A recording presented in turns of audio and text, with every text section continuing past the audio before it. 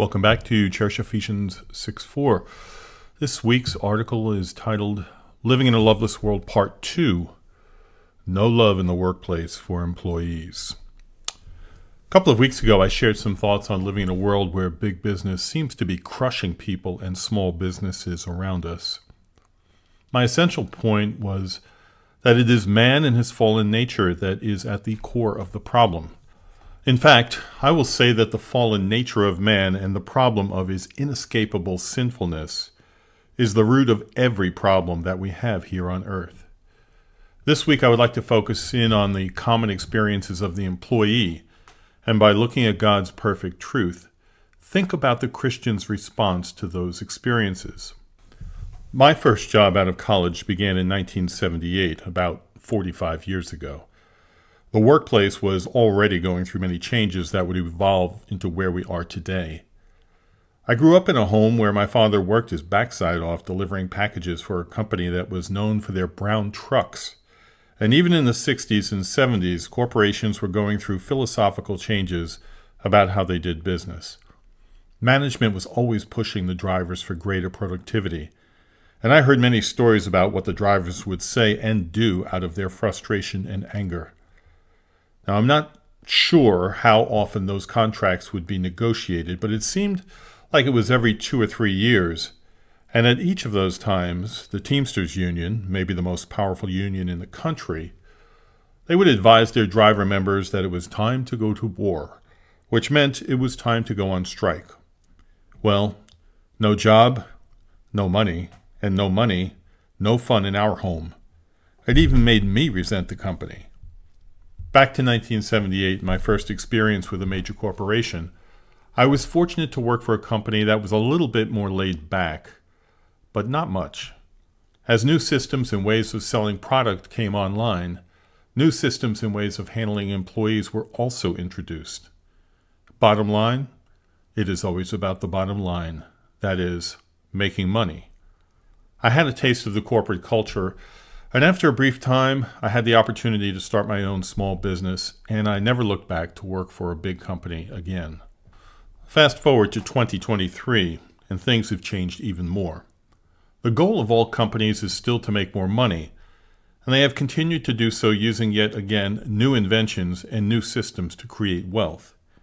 However, where improvements in machinery was the bulk of improvements in earlier generations, the improvements in computer hardware, software, and computer chips have been the driving change in the currency of change, that is data and speed.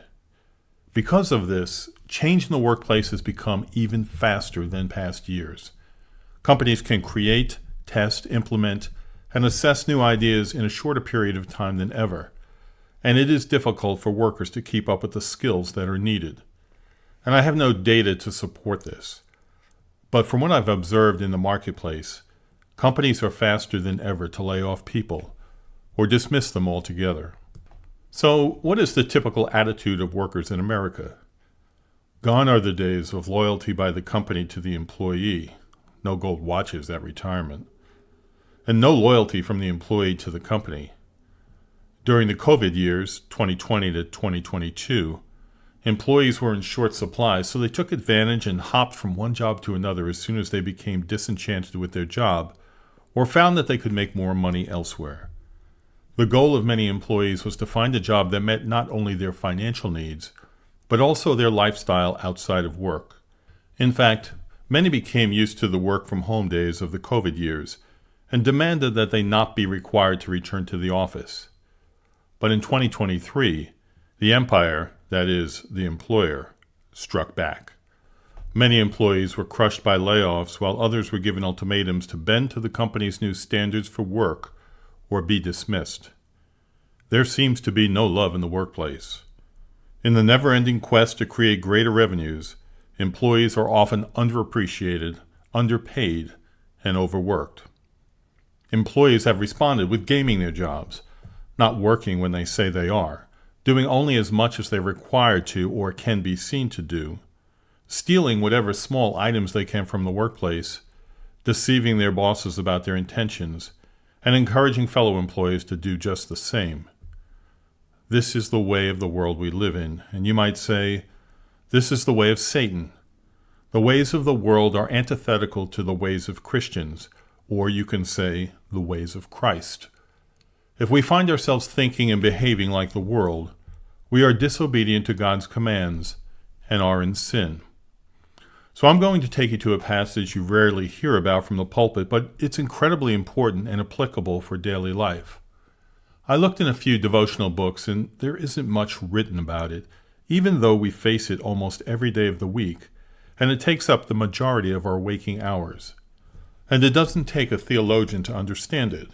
It is rather simple in its context, and the command is simple as well, yet it is one of the hardest commands to obey. We go to Colossians chapter 3, verses 22 through chapter 4, verse 1. It says, "Bondservants, obey in everything those who are your earthly masters, not by way of eye service as people pleasers, but with sincerity of heart, fearing the Lord. Whatever you do, work heartily, as for the Lord and not for men, knowing that from the Lord you will receive the inheritance as your reward. You are serving the Lord Christ. For the wrongdoer will be paid back for the wrong he has done, and there is no partiality. Masters, treat your bondservants justly and fairly, knowing that you too also have a master in heaven." Before we look at the passage above, we have to note what Paul has written previously in this chapter. He tells them to set their minds on the things that are above, to put to death the sins of sexual immorality, impurity, passion, evil desire, and covetousness, which is idolatry. They should no longer do the things that they did before they became Christians. They should put away anger, wrath, malice, slander, and obscene talk.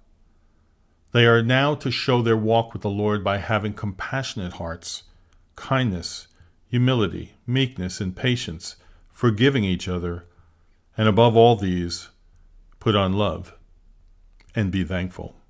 It is only after he describes this new character in Christ that he specifically addresses servants. Of course, we're not slaves or servants in the way that servants existed in that day.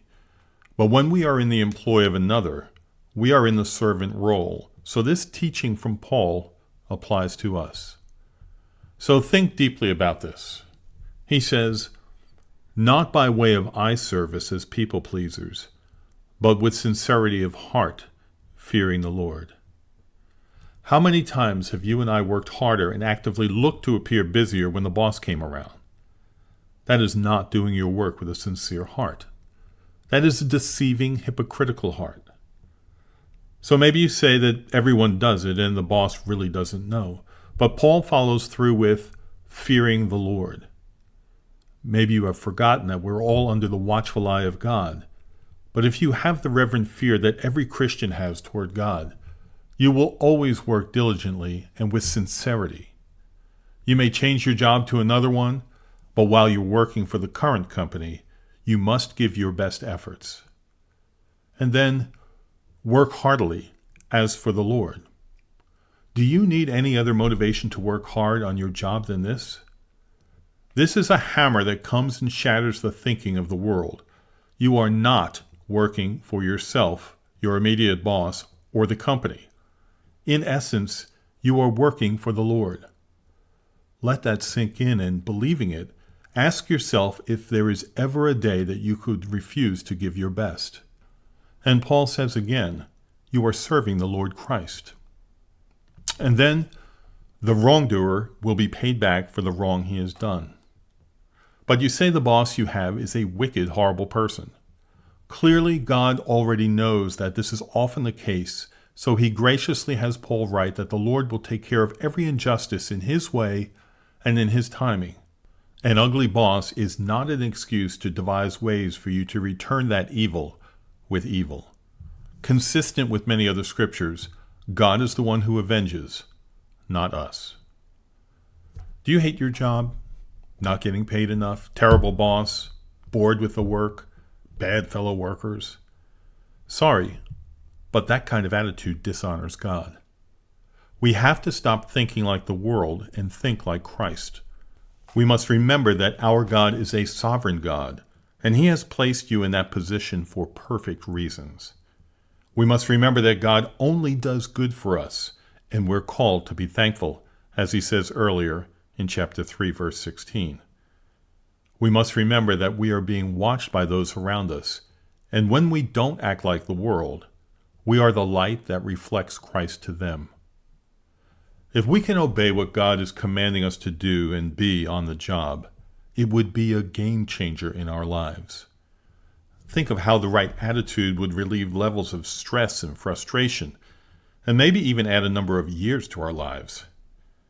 But it will take an effort that we do not own. It will take the grace of God given through the Spirit of God. Therefore, my suggestion is to look at those 3 verses each morning and pray that God will give you what you need in order to honor Him in your work. Finally, think of what this means to your children, because this is part of obeying Ephesians 6:4, to raise your children in the discipline and instruction of the Lord. Your children will learn how to think about work from you by the way you talk about your job when you come home. Do you want to saddle them with a vision of work that dishonors God? Think about it. Thanks for listening, and I'll see you next time.